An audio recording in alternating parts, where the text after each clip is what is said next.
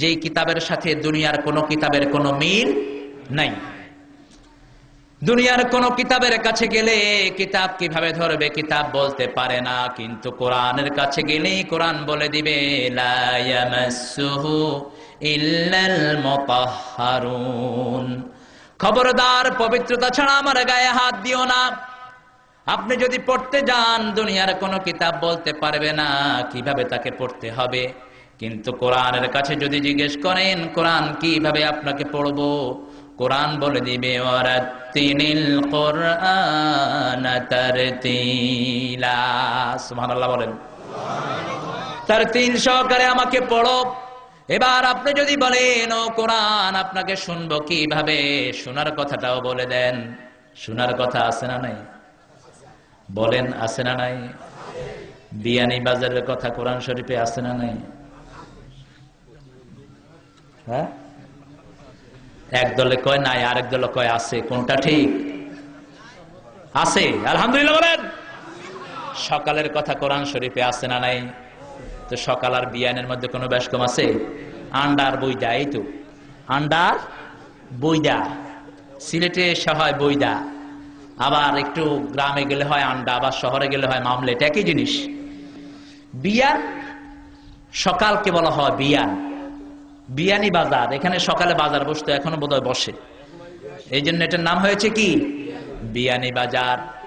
কোরআন শরীফে আল্লাহ বলেছেন এই কোরআনকে যদি তোমার বন্ধু বানাতে হয়, বিয়ানের শব্দটা ওই আয়াতের মধ্যে আল্লাহ উল্লেখ করেছেন। দুটি কাজ তোমাদের জীবনে থাকতে হবে।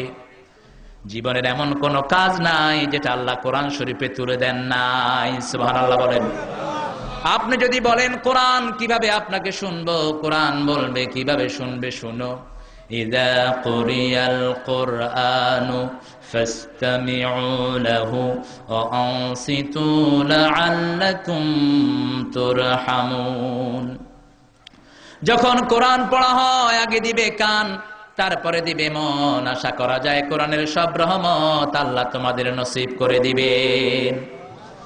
এরপরে আমরা বললাম কোরআন আপনার কোন কাজের নিয়ত যদি আমরা হৃদয়ের মধ্যে করি, কমসে কম কয়টা সওয়াব আপনি আমাদেরকে দান করে দিবেন।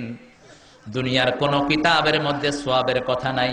হিন্দুদের গীতার মধ্যে সওয়াব পাওয়া যায় না, খ্রিস্টানদের বাইবেলের মধ্যে কোনো সওয়াবের কথা নাই, কিন্তু কোরআনের কাছে গেলে কোরআন বলবে মান জাআ বিল হাসানাতি ফালাহু আশারু আমসালিহা।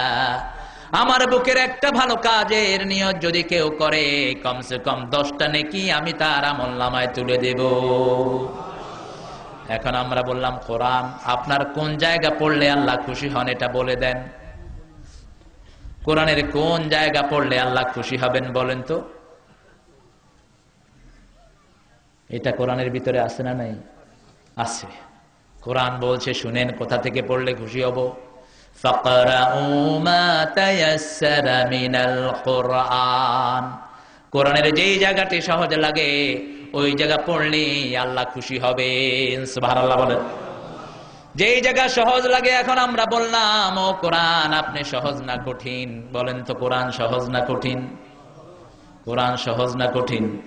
কোরআন বলছে আপনি জিজ্ঞেস করেন ওয়ালাকাদ ইয়াসসারনাল কুরআনা লিযিকির ফাহাল মিন মুদ্দাকির। জিকিরের জন্য এই কোরআনকে আমি সহজ করেছি, তোমাদের মধ্যে কে আছো এই কোরআনের জিকির করবে? জিকির করতে রাজি আছেন? সবাই জিকির করতে রাজি আছেন? কে কে রাজি আছেন দুই হাত তুলে আল্লাহ দেখান। বলেন হে আল্লাহ, হে আল্লাহ, সকালে বিকালে সব সময় কোরআনের জিকির করে কোরআন মানার তৌফিক দান করেন। 5 ওয়াক্ত ফরজ নামাজ, 5 ওয়াক্ত সারা জীবনের ফরজ রোজা, সারা জীবন আর কাজা করব না, ছেড়ে দেব না। আমিন ইয়া রাব্বাল আলামিন। এখন আমরা বলবো কোরআন আপনি বলে দেন কোন কোন কাজ করলে আপনি আমাদের জন্য সাক্ষী দিবেন। কোরআন যদি সাক্ষী দেয় জান্নাত নিশ্চিত নসিব হয়ে যাবে, আর কোরআন যদি বিপক্ষে চলে যায় কেউ আমাদেরকে জান্নাতে নিতে পারবে না। কোরআন বলছে শুনেন, দুটি কাজ যদি কারো জীবনের মধ্যে আমি পাই, আমি কোরআন তার জন্য সাক্ষী হয়ে তাকে আল্লাহর জান্নাতে নিয়ে যাব। এই দুটি কাজ করতে রাজি আছেননি? দুটি কাজ। কয়টি কাজ? দুটি কাজ। জান্নাতের জন্য দুটি কাজ, জাহান্নামের জন্য দুটি কাজ। এবার কোরআনকে বলেন, কোরআন কোন কাজ করলে সাক্ষী দিবেন বলেন।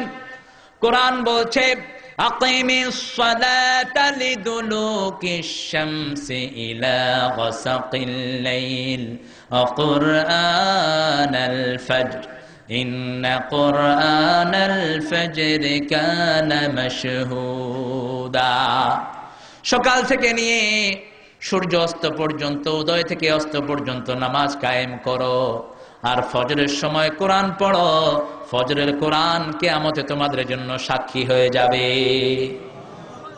তার মানে যার কাছে নামাজ নাই তার সাথে কোরআনের কোনো সম্পর্ক নাই। নামাজ আছে যেখানে, কোরআন আছে সেখানে। আবার ফজরের সময় কোরআন পড়ার কথা বলেছেন কে? কথা বলেন কে?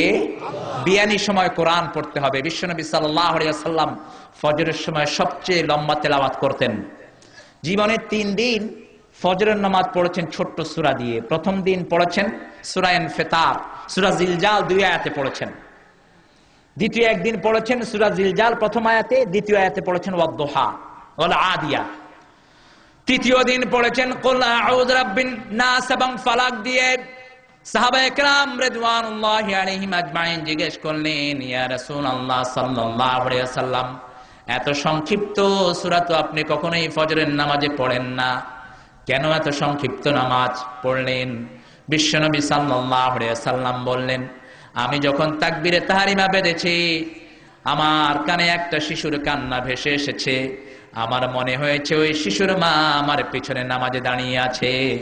এখন যদি আমি নামাজ লম্বা করি ওই শিশুর কষ্ট হয়ে যাবে, সেই জন্য আমি নামাজটাকে সংক্ষিপ্ত করে দিয়েছি। আর আমাদের দেশে হুরুতারে মসজিদে ঢুকলে মারে, আছে না নাই? কথা বলেন, আছে না নাই? অবশ্য আপনারা মারেন না, বাহিরের লোকদের কথা বলছি। ঢাকাতে আমি 7 বছর যখন আমার বয়স, প্রথম আমি ঢাকায় আসা 1975 সাল, আমাকে লাঠি দিয়ে একজন পিছনে থেকে গুতাইতেছে। এখন কি সূরা পড়বো নাকি গুতানো সামলাবো? সালাম ফিরালাম, আমি বললাম কি বারোই জাগি। আচ্ছা, চলে গেলাম বাহিরে। আব্বাকে গিয়ে বললাম, আব্বা মসজিদে গেলে কয়টা লাঠির গুতা খাওয়া সুন্নত? আব্বা বলেন, কি বাজে কথা বলো, বিশ্বনবী মিষ্টি খাওয়াতেন বাচ্চাদেরকে। সুবহানাল্লাহ বলেন। চকলেট খেলে দাঁত নষ্ট হয়, কিন্তু মিষ্টি খেলে দাঁত ভালো হয়, কণ্ঠ সুন্দর হয়। আলহামদুলিল্লাহ বলেন। আমি বললাম, একজন মুরব্বী আমাকে এইভাবে মেরেছেন। আব্বা বললেন, বেয়াদবি করা যাবে না, কারণ বেয়াদবি করলে রাসূলের উম্মত হওয়া সম্ভব নয়। কি করতে হবে? মসজিদে গেলাম, দেখি যে ওই চাচাজি নামাজ পড়ছেন, লাঠিটি নিয়ে নিলাম। এখন সালাম ফিরিয়ে লাঠি তালাশ করতেছেন। বললাম, এই যে লাঠি, আগে বলেন মারবেন কিনা? কয় না, মারতাম না। আর কাউকে? কয় তোমারে মারতাম না। আমি কি আমার না, আর কারোরে মারবেন কিনা? কয়। বিশ্বনবী সাল্লাল্লাহু আলাইহি ওয়াসাল্লাম শিশুদেরকে কোলে করে মসজিদে নিয়ে আসতেন।